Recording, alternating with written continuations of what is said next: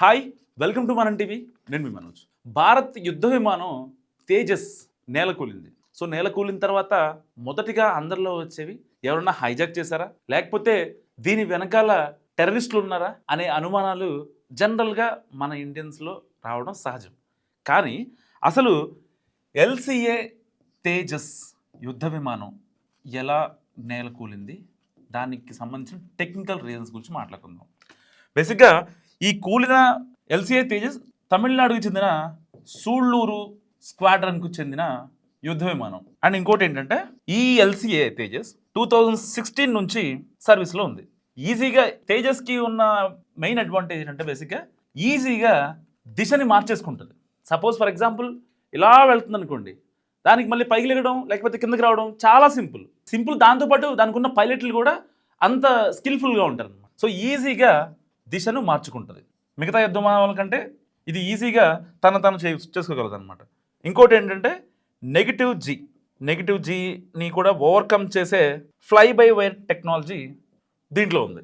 So అసలు LCA Tejas లాంటి అత్యాధునిక యుద్ధ విమానం, దాంట్లో వాడే టెక్నాలజీస్ కావచ్చు, వీటన్నిటికీ అంటే మిగ్ ఎయిర్వేస్ ఎప్పుడైతే మీకు గుర్తుండదు కదా, MiG-21 ఎయిర్వేస్ ఎప్పుడైతే మనం యుద్ధ విమానాల్లో తీసేసామో అప్పటి నుంచి తేజస్ని చాలా నెక్స్ట్ లెవెల్ యుద్ధ విమానంగా మనం పరిగణిస్తాం.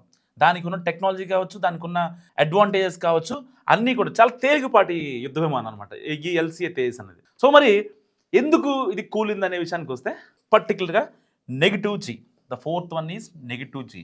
సో నెగిటివ్ జీకి దీన్ని ఓవర్కమ్ చేసే మనకి ఫ్లై బై వైర్ టెక్నాలజీ కూడా మన దగ్గర ఉంది. మరి ఎందుకు మరి నెగిటివ్ జీ అని చెప్తున్నారు? అసలు నెగిటివ్ జీ అంటే ఏంటి? జీ అంటే ఏంటి? నార్మల్గా గ్రావిటేషనల్ ఫోర్స్, గురుత్వాకర్షణ బలం. ఇప్పుడు సపోజ్ స్పేస్ నుంచి ఒక వస్తువుని కింద పడేసినా కింద పడుతుంది, అండ్ భూమి నుంచి ఒక వస్తువుని కింద పడేసినా కింద పడుతుంది. మరి ఆ నెగిటివ్ జీ అంటే ఏంటి తెలుసుకుందాం. సో ఇప్పుడు ఈ నెగిటివ్ జీ ఎందుకు రీజన్ అయిందంటే బేసిక్గా ఈ తేజస్ అనే యుద్ధ విమానం ఈ లూప్ షో చేసింది. లూప్ షో చేసిన తర్వాత దాన్ని కాన్స్టెంట్గా, ఇప్పుడు ఎయిర్ షోలు చేస్తూ ఉంటాయి కదా, సో అది ఏ షో చేసే ఏ యుద్ధ విమానమైనా లేకపోతే ఏ నార్మల్ విమానం అయినా సరే, బేసిక్గా నార్మల్ విమానాలతో ఈ ఎయిర్ షోలు అలాంటివి చేయరు. కానీ దాంట్లో పర్టికులర్గా కొన్ని ఉంటాయి. సో ఏదైతే యుద్ధ విమానాలు వాటితో మాత్రమే చేస్తారు కాబట్టి అవి ఏ యుద్ధ విమానాలు ఆ లూప్ షోలు చేసినా సరే వన్స్ ఆఫ్టర్ షో ఆ విన్యాసం అయిపోయిన తర్వాత దాన్ని సమతల స్థితికి తీసుకురావాలి. సమతల స్థితి అంటే కాన్స్టెంట్ అనమాట. కాన్స్టెంట్గా అంటే నార్మల్గా విమానం గగనతలంలో ఎలా వెళ్తుందో ఆ స్టేట్కి తీసుకురాగలిగితే అప్పుడు విమానం కంట్రోల్లో ఉంటుంది అని అర్థం. మరి నెగిటివ్ జీ అంటే ఏంటి? నార్మల్గా గ్రావిటేషనల్ ఫోర్స్ కిందకి పనిచేస్తుంది కదా, కానీ ఇలాంటి యుద్ధ విమానాల్లో నెగిటివ్ జీ పనిచేస్తుంది. సో ఇక్కడ గ్రావిటేషనల్ ఫోర్సు పైకి పనిచేస్తూ ఉంటుంది అనమాట. సో అంటే ఇలా ఇలా వెళ్ళి ఇలా ఇలా ఇలా తిరుగుతూ ఉంటుంది కదా, సో అప్పుడు పైకి వెళ్తూ ఉంటుంది. కాబట్టి ఆ యొక్క తేజస్లో విమానంలో ఉన్న చిన్న చిన్న థింగ్స్ అయినా లేకపోతే ఆ యొక్క సీటు బలం కావచ్చు, అవన్నీ యాంటీ క్లాక్ వైజ్ పనిచేస్తూ ఉంటాయి.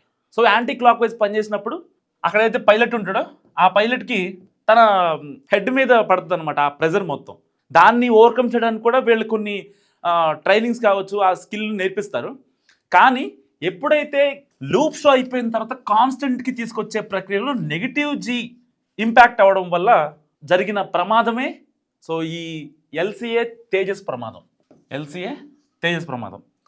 సో సాధారణంగా గురుత్వాకర్షణకు అంటే ఈ గ్రావిటేషనల్ ఫోర్స్కి వ్యతిరేకంగా దిశలో విమానం ప్రయాణించినప్పుడు దానికి సంబంధించి ఏదైతే ఆ బలాలు మొత్తం వ్యతిరేకంగా పనిచేస్తాయి, యాంటీ క్లాక్ వైజ్ పనిచేస్తాయి. అంటే లైక్ నెగిటివ్ జీ అనమాట. సో నెగిటివ్ జీ పనిచేస్తున్నప్పుడు కిందకి వెళ్లకుండా ఆ పైలట్ ఏం చేస్తాడంటే పైకి వెళ్ళడానికి ప్రయత్నిస్తాడు. సో అప్పుడు జరిగిన మిస్టేకే ఈ యొక్క ఎల్సిఏ తేజస్ కింద పడిపోవడానికి కారణం. సో ఈ నెగిటివ్ జీ వల్ల ఆల్రెడీ దీన్ని ఓవర్కమ్ చేసే టెక్నాలజీ కూడా ఈ తేజస్లో ఉంది. ఎందుకంటే మ్యాక్సిమం అన్నీ కూడా నెగిటివ్ జీని ఒకవేళ మనం ఆన్ ఎయిర్లో దాన్ని రెక్టిఫై చేయాలన్నా ఈ పైలట్లు చాలా చాకచక్యంగా చేయాల్సి వస్తుంది. ఎప్పుడైతే ఆ లూప్ షోలు అవన్నీ చేసిన తర్వాత కాన్స్టెంట్ స్థితికి అంటే ఒక సమతుల్యతా స్థితికి తీసుకురావడానికి మధ్యలో జరిగిన ఒక ఘర్షణ వల్లే ఆ యుద్ధ విమానం కూలిపోయింది. అయితే దీని వెనకాల ఏదో కాన్స్పిరసీ ఉంది, ఉగ్రకుట్ర ఉంది అని ఇలాంటి మాటలు, సో అదంతా బక్వాస్ మాటలు నిజం చెప్పాలంటే. సో ఎల్సిఏ తేజస్ కూలిపోవడానికి కారణం ఈ యొక్క negative G. So negative G గురించి మీరేమనుకుంటున్నారో మస్తుగా కామెంట్ చేయండి. చూస్తూనే ఉండండి మనం టీవీ.